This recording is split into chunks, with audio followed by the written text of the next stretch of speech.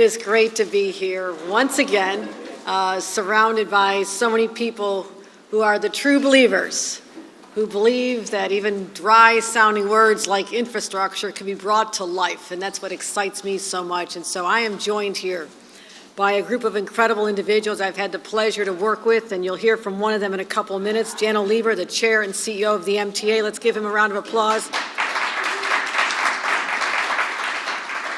We're waiting on some very important news that might be breaking. The Senate right now is voting. I just checked in with my former colleagues up there, well, still my colleagues, but I used to be president of the Senate, and to see that they're about to possibly confirm you as the now permanent CEO and chairman of the MTA. So we dropped the word acting. But that's, I should probably say that's embargoed until it's official. So let's just get that right. And I also see Hope Knight is here as well, who is the incredible individual I've asked to lead our economic development initiatives, and a congressperson that I had a chance to work closely with a decade ago when I served in Congress on another end of the state. But every time I sat down with him, he whispered things like Cross Harbor Rail Tunnel, Cross Harbor Rail Freight Tunnel. And then I became governor. It's all I heard about. So Jerry Nadler truly committed to the cause of improving people's lives through infrastructure. And I'm partial to BPs because I used to be the equivalent of a BP, a county official, at least another part of the state. So I have great respect for Antonio Reynoso, our borough president right here in Brooklyn. Hit the ground running with a lot of great announcements. Someone asked if I was the first press conference, and like, no, he'd already done with Senator Gillibrand. Okay, all right. But in the first couple weeks, right, it's great to be here. We'll do many more things together. I had a great relationship with your predecessor for 7 years, so we worked very closely together. And Donovan Richards, our borough president in Queens, who we've had many events with as well. And speaking of the Senate, Senator Andrew Gonardis is here as well, another champion of these projects as well. We also are joined by, because we have friendships and collaborations and relationship with the City of New York, newsflash again, New York City Deputy Mayor for Operations, Mira Josie is here. Mira. And I believe Council Member Alexa Aviles is here. Perhaps she's joining us. Oh, yeah, okay. So why are we all gathered here today? I've been here before.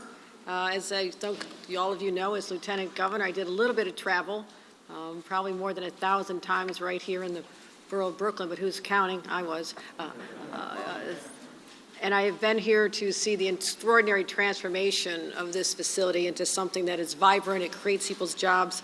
I was here at the Biobat facility. I know they're expanding, so this is exciting for me as well. So great to be here today, and also to talk about, as I mentioned, one of my favorite topics, which is infrastructure. Why do I care so much about infrastructure? Well, a number of reasons. Is my time on local government, we obsessed about infrastructure. We worried about what was happening above the ground and under the ground. You know, was there enough money for our residents to have better sewer lines and roads and bridges and, yes, even potholes? We talked about them all the time. We always said to ourselves, if only Albany would give us more money. We waited a long time. And now we have an opportunity, a once-in-a-generational opportunity, to make the investments that should have been made all along, because now they're more expensive when you make them later, but we're getting started. But also to just reimagine some of the infrastructure that has been lying fallow for so many years that no one saw the possibilities of. And that's what we're going to talk about today. This brand new concept known as the Interborough Express. And what it's going to do is create a lifeline, a connection, because that to me is what infrastructure is all about. It's about creating connection between communities, between people and their jobs, people and their families, people and their friends. It's all about connections. And that's why I get so energized when we talk about infrastructure, because it is a quality of life issue. If you can shave 30 or 40 minutes off someone's commute every single day, that is a gift.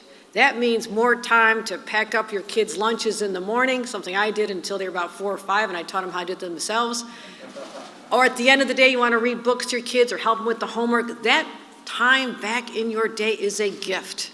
And that's what I want to continue to do as we expand our infrastructure ideas all over this state, to focus on how we can add time and quality to people's lives and to have them have a positive experience. Even when we talk about, yes, Penn Station, people should be able to come in from wherever they boarded the train, come into a place that lifts their spirits and lifts their souls and doesn't make them just want to stare at the ground and be depressed for the rest of the day. So we're fixing that as well. But this is an opportunity for us here because what we have is a different change in demographics. For a long time, all the connections were to take people from the outer boroughs, and I don't really like that phrase, outer boroughs, we'll just say it for today's purposes, always was back and forth to Manhattan, and that's great. A lot of great jobs in Manhattan. We want to keep Manhattan strong. It's the epicenter of so many key industries. We want people to do that. But it also ignores the reality that more people have found their homes in places like Brooklyn and Queens, and not just their homes and their families, but also the jobs are now spreading out here. So we're missing that logical connection to find more ways for people to get from one borough to the other without having to go to Manhattan and back, or to have a long, even in this case we're talking about, a 70-minute bus ride. 70 minutes. Who wants to have a 70-minute bus? I have been on every pothole between these two boroughs. It is not a fun experience when you're on a bus ride. So that is what we're addressing here. So we're going to give people more time for their jobs, their families, their lives, and make the connections that are necessary. But we do have, let's acknowledge this, New York City in this region has the greatest transit system in the world. But we can always do things better. We can have a strategic, smart, and savvy plan that reuses an abandoned line 14 miles and to say, what can we do with this? So I am so excited here today to announce that we have finished a feasibility study. See, I said make it happen fast, and it's fast. I told you, I'm impatient. So the feasibility study is completed. You'll be able to see that very shortly. And what that does is launch the next phase, because there's always another phase when you're building infrastructure. The community engagement in tandem with the environmental impact statements, and do this whole review to identify the smartest way to use this line. And to talk about, is it bus rapid transit? Is it light rail? Is it heavy rail? What are the options? We don't have those answers today, but we know we have a path forward, and it starts with the completion of the feasibility study that I'm announcing right now, and you are here to hear it first. So we also have tremendous opportunities to say, what about that Cross Harbor Freight Tunnel? And if this line, and which we're heading toward, can be designed to be able to accommodate commuter traffic as well as freight, the benefit will be to get more trucks and cars off the roads, something that we know is better for our environment, because everything we're going to do is have an eye toward not today, but also the future of our environment. And so that's why this is smart as well. We're directed the Port Authority to get moving on that tunnel, and Jerry Nadler is going to make sure we do, and we're going to be able to make more announcements very shortly. And one of the reasons we're able to do all this is the leadership in Washington. And you don't always hear the credit from a state going to Washington because everybody always wants to keep it for themselves. Well, the reality is Joe Biden and his gutsy leadership that led to the passage of the infrastructure bill, a bipartisan bill that was supported by our leaders in Congress, Majority Leader Chuck Schumer, Senator Kirsten Gillibrand, Congressman Jerry Nadler, and those from our delegation who voted for this deserve the credit of what we're able to accomplish here today and in so many other areas where we're going to be able to improve people's lives. So I want to say thank you to them. Thank you to them for answering the cries for help for so long from states and localities that have wanted to do these projects but never were able to. So this Interborough Express will connect New Yorkers with 17, count them, you heard it here first, 17 subway lines and the Long Island Railroad. That gives them a lot of options on where their work is going to be. We project there'll be up to 88,000 riders every day, and end-to-end it'll take about 40 minutes, resulting in a savings of about 30 minutes each way. And it's also going to help the people who live right here in this neighborhood, and those who live in Queens at the other end, and all those who live along the lines between Sunset Park, Bay Ridge, and Jackson Heights. And right now, who's in this corridor? About 900,000 people. That's who we're trying to serve. Those are the people who need that connection and to be lifted out of their everyday existence of trying to catch a bus to get to their jobs. So we're going to be helping those individuals, as well as, my favorite phrase, creating more jobs. We anticipate that this project will create and retain over 20,000 good-paying union jobs, and that's worth a round of applause. So I say, as we enter this extraordinary time, we come up with extraordinary solutions, and we don't look backwards. We continue leaping into the future with a sense of optimism, with a sense of a spirit of can-do. Yes, we can get this done, because all of us in this room have one purpose in mind, is to lift up the lives of fellow New Yorkers, and we can do it with projects like this. And that's why this was a major priority of mine. You heard about it in my State of the State, you heard about it in my budget address, and now you're hearing about it in person. The feasibility study is done, and we are ready to get to work. So you're going to hear many more announcements. Everybody get ready. I'm coming. Yep, it's coming. You might as well just follow me around, because we're going to be doing a lot of great announcements.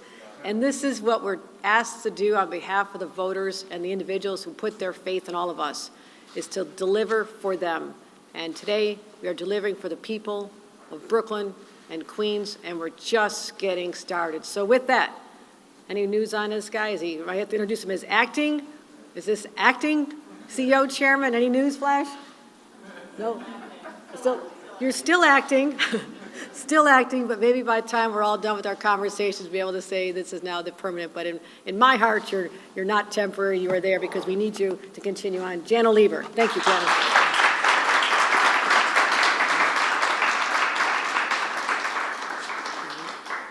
Keep it double up.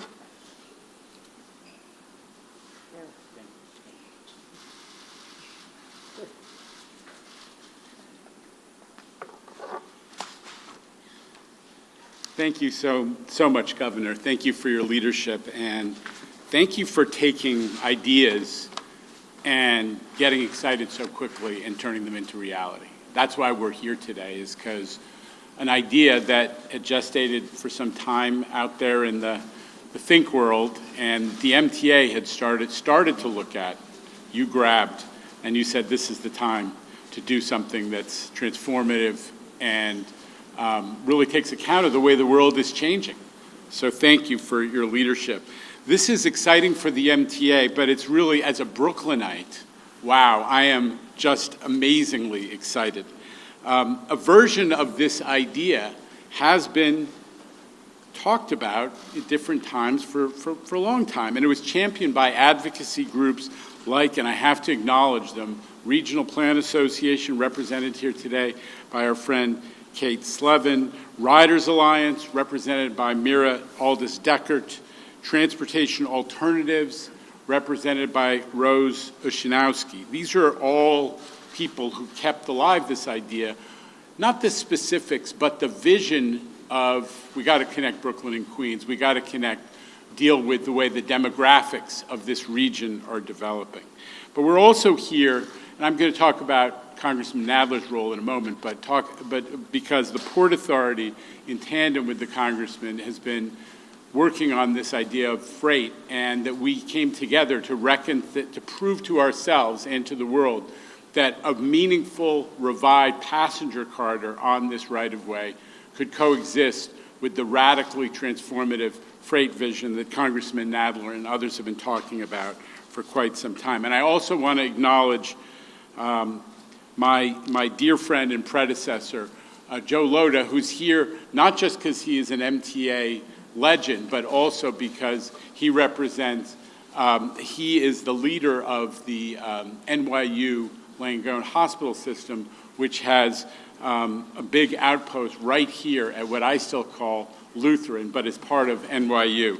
So thank you, Joe. Thank you for everything you've done. We're here to celebrate, as the governor said, the preliminary report, which makes it clear that the project is in fact feasible. And a large part of that is because we are making a super efficient, again, credit to the governor for grabbing and passionately advancing this idea that we need to get more out of the infrastructure we have.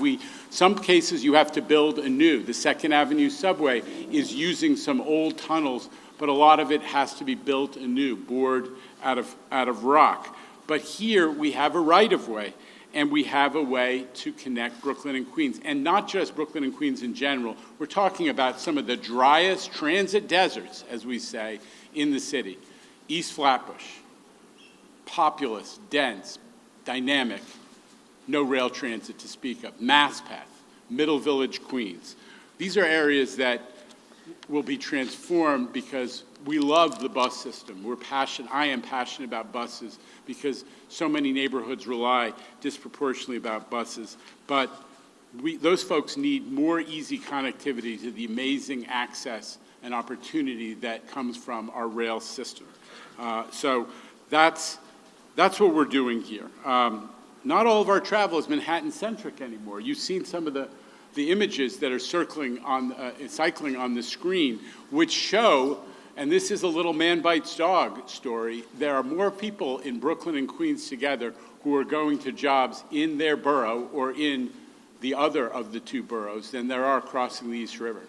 We have to adjust our transportation system to deal with that. And of course, this is a fundamental equity issues. Communities, disproportionately low income, and communities of color who are not in the middle of our transit system will be connected as a result of those 17 stations that can be built on this line, connecting them to the spokes of this historically Manhattan-centric system, but will now be accessible to everyone.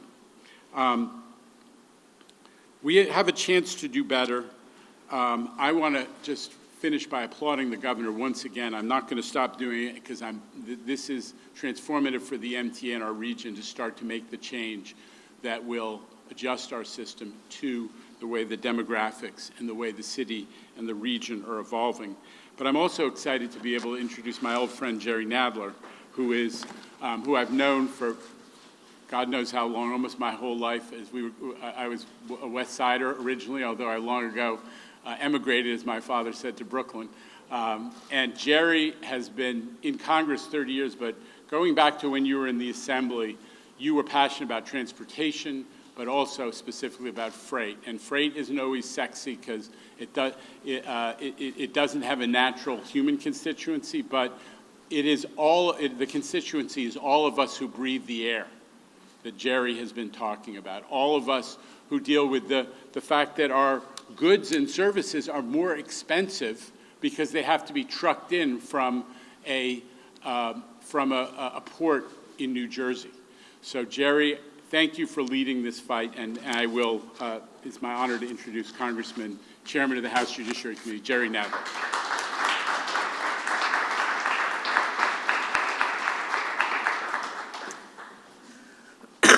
Well, thank you very much, Jano, for that introduction.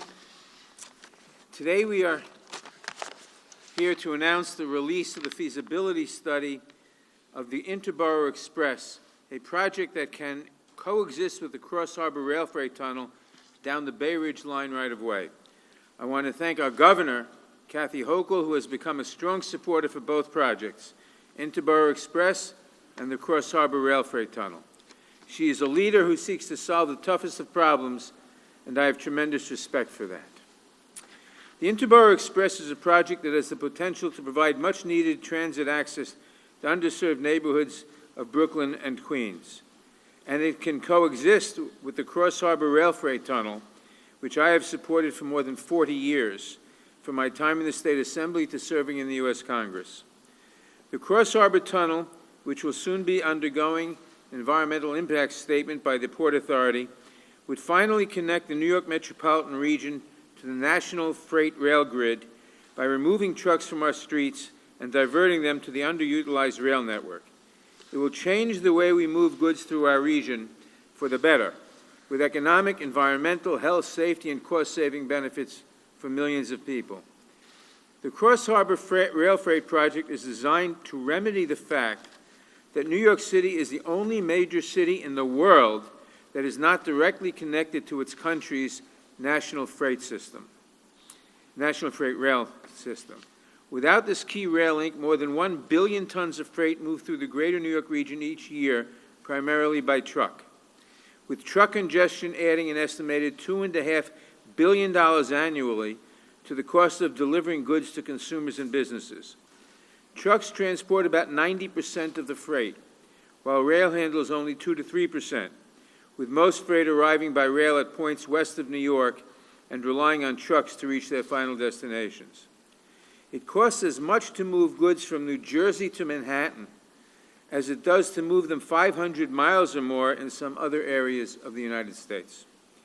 In the next 20 years, freight to, from, and through this region is expected to increase by at least 37%, beyond the capacity of our roadways to handle, thereby putting an absolute lid on economic development. After generations of neglect, New York is once again building for the future, and by investing in world-class transportation projects across the state, we drive economic activity and help make our state even greater. And again, I want to thank our new governor for her vision in supporting these projects. Now it's my privilege to introduce the Queensborough President, Donovan Richards.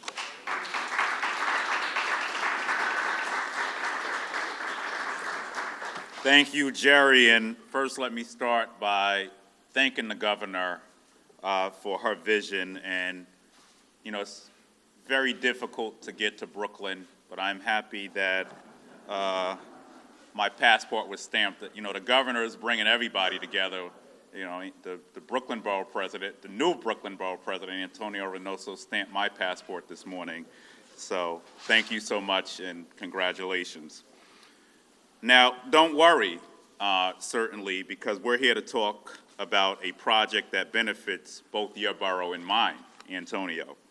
And I'm not going to joke about which borough is better this morning or this afternoon. We all know the answer to that question anyway.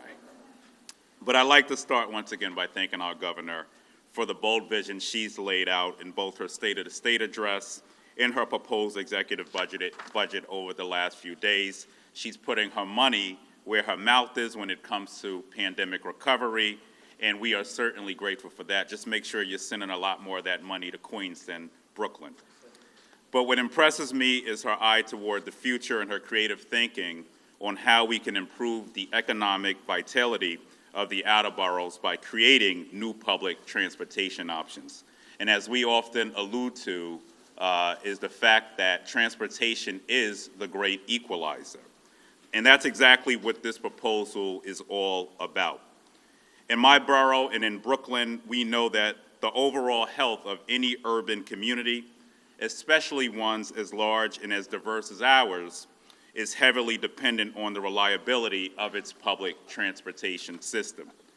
But for far too many Queens families and communities, the inability to travel between boroughs in a quick and efficient manner has been an unnecessary detriment to their economic health and, quite frankly, their ability to grow. By transforming this existing freight line connecting Bay Ridge and Jackson Heights, if you like to eat, you want to get to Jackson Heights, into a public transit option, we can connect now thousands of families to new economic opportunities in each borough, all while dramatically cutting commute times. And I often joke sometimes, and it's not really a joke, on some days trying to get into Queens to Brooklyn to Manhattan, it could seem easier to get to Florida by plane than Manhattan or Brooklyn by train. No longer will you have to take the subway all the way into Manhattan, however, just to get to Brooklyn or Queens. No longer will you have to transfer from one bus to the next bus to get to Brooklyn. We're talking about a single 40-minute ride from end to end, and that is a true game changer for thousands of people on either side of the Queens or Brooklyn border. There are details to be ironed out, of course, here, and I look forward to working both closely with Governor Hochul and, of course, my counterpart, Antonio Reynoso. But I commend the governor for making improved outer-borough connectivity a central theme of her administration. This is what we mean when we talk about building back better. It doesn't mean going back to the New York City of February 2020, because we know that that city wasn't working for far too many of us. It definitely wasn't working for commuters in transportation deserts like the ones I've lived in, where spending hours on the rails or the roads each day is all too common. We need outside-of-the-box solutions to problems that existed well before the pandemic. We need innovative thinking to address the issues the pandemic worsened. The Interborough Express is a perfect example of that kind of thinking. I couldn't be prouder to support this project. I just want to warn you, Madam Governor, expect many, many phone calls from me about this project and others. And of course, we're joined by Tom Gretsch, who is the Queens Chamber of Commerce president. I'm sure he'll be blowing your phone up too. But I look forward to partnering with you to make the Interborough Express a reality, and you have a reliable partner in me. Queens families deserve the best, and so do those in Brooklyn. And the best is what we're going to give them. Now it gives me great, distinct honor to introduce the Brooklyn Borough President, someone that I've known, it feels like close to 2 decades, and we both served as staffers to city council members, then were elected city council members, co-chaired the Progressive Caucus together as city council members, and led respective committees. And he is someone I am so proud of, because when I see him, I see myself. He's a kid from South Williamsburg, had nothing given to him, did not grow up with a silver spoon, but fought his way up to the top, gave it his all and served his community. And because of that, the people of Brooklyn rightly elected a champion for them. It gives me great distinct honor to now introduce the Brooklyn Borough President from that other borough, Antonio Reynoso.